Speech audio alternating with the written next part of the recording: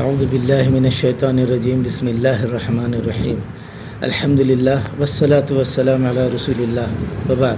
ناظرین السلام علیکم ورحمۃ اللہ وبرکاتہ۔ میں حکیم محمد عبدالجلیل حیدرآباد تلنگانہ انڈیا سے آپ سے مخاطب ہوں۔ آج جس مرض کے تعلق سے ہمیں گفتگو کرنی ہے وہ ہے رحم کا خراب ہو جانا۔ رحم اگر بالکل چھوٹی ہے یا بالکل پھیل گئی جس کی وجہ سے حمل ہونے کے امکان موہوم ہو جاتے ہیں، الحمدللہ اس کا ہمارے ہاں شافعی علاج کیا جاتا ہے۔ اور دوسرا، رحم میں کسی قسم کی سڑن کی وجہ سے، انفیکشن کی وجہ سے کینسر کے امکان ہوتے ہیں یا کینسر ہو جاتا ہے، الحمدللہ اس کا بھی شافعی علاج ہے۔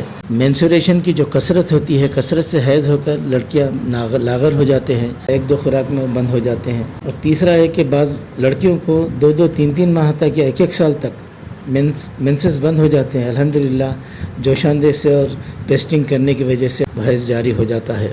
اور ایک مرض ہے جو عموماً لڑکیوں کو لاحق ہو رہا ہے آج کل، ماہواری جو سائیکلنگ ہونی چاہیے وہ سائیکلنگ خراب ہو رہی ہے، جس کی وجہ سے حمل ہونا دشوار ہو گیا ہے، اس کا بھی شافعی علاج کیا جاتا ہے۔ رحم میں بدبو ہو یا جلن ہو یا گرمی ہو، بعض لڑکیوں کو بچہ پیٹ میں آڑا ہو گیا ایسا کہہ دیا جاتا ہے اور آپریشن کی شدید ضرورت بتائی جاتی ہے، الحمدللہ ہماری دوا سے بچہ سالم بے ضرر پیدا ہوگا بنصرت اللہ۔